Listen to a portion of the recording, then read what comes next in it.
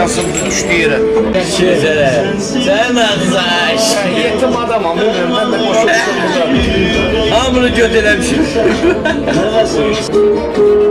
Mən gedirəm namaz qılam. Görün burada tuz tapıram, salavat çevirəm. Salat Çingiz salat. Çingiz də bir ara namaz qılırdı.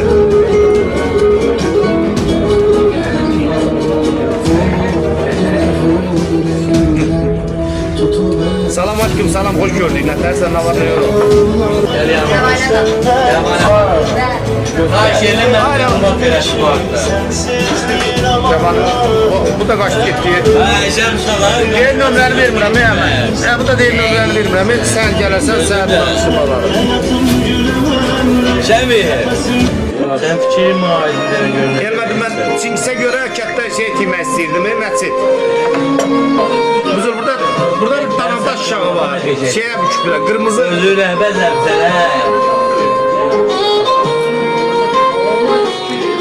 Danabaş uşağına oxşuyur.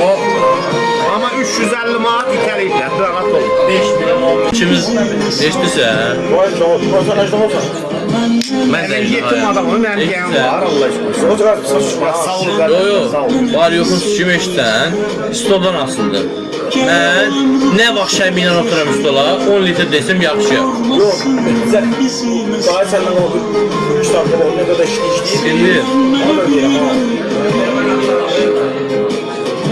Nə olur, çay zakaz gəlir, yoxsa burada əlavə yoxdur sizdə.